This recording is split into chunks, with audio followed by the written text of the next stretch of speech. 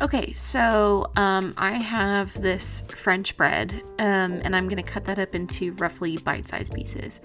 It doesn't have to be exactly bite-sized, but you want the pieces to be about the same size so that they cook evenly. And you can use whatever bread you have.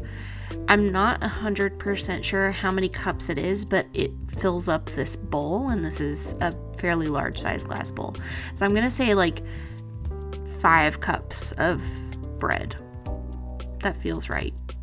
But really, you can just kind of eyeball it. I would say get a big bowl, fill it up, and then make the mixture. But it's probably about 5 cups.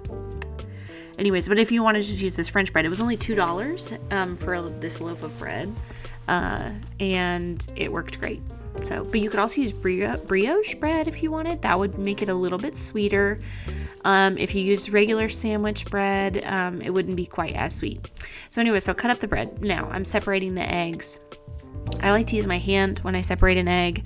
I feel like it does a better job than using the shell, and I haven't tested out any of those crazy techniques where you like suck up the egg yolk with like a water bottle or something like that. So, you know, your hand works just fine. You don't need a fancy tool. I don't think. There are some things that I think you do need a fancy tool for. This is not one of them.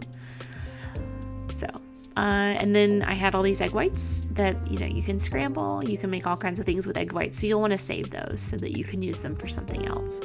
You just cover them up and stick them in the fridge. So now I added half a cup of my egg yolks, half a cup of sugar to my egg yolks. And I'm just whisking that up really quickly. Making sure that it's smooth. So I'm heating up 3 cups of heavy cream and 1 cup of sugar. And I just stir that to make sure that the bottom doesn't scorch. And I'm just heating it up just until it boils. You don't really need to heat it up any more than that. And I just stir it pretty constantly. You know, like I said, just to make sure nothing scorches, make sure nothing goes wrong.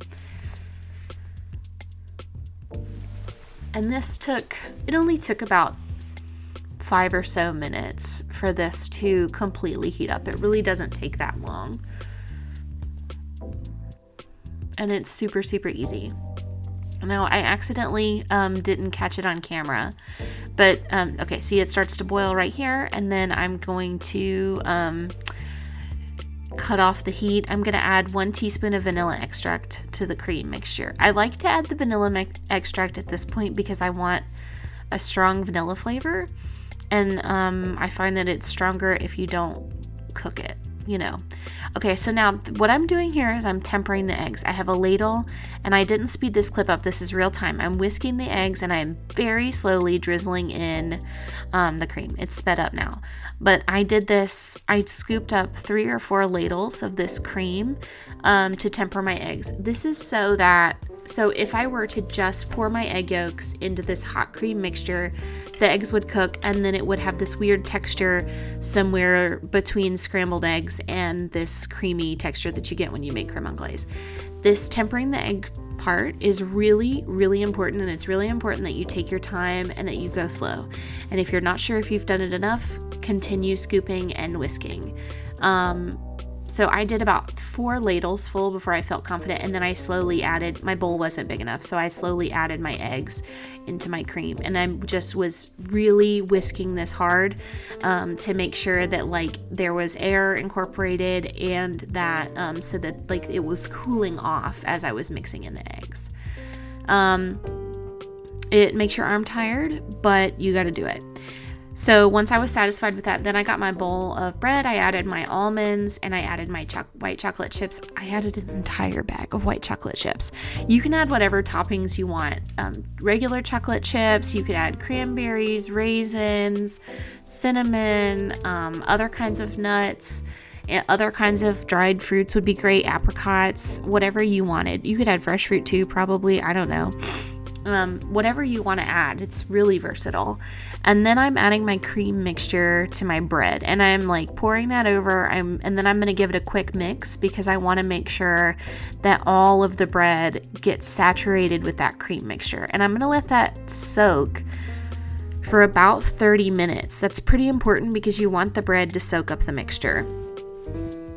You could just go straight to the pan and straight in the oven, but I really think letting it soak is it makes it so much better.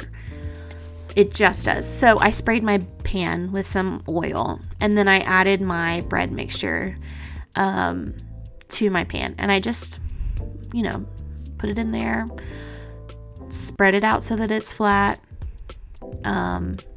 make sure that it's pretty even.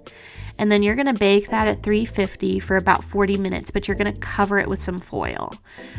This is important. It keeps the top from browning prematurely so that it doesn't burn. And then after that, you're going to remove the cover and you're going to bake it for another 15 to 20 minutes so that it gets browned on the top, just a little bit. And this is what it looks like when you pull it out of the oven. It's beautiful and absolutely delicious. This dessert is super easy to make and will blow everybody away.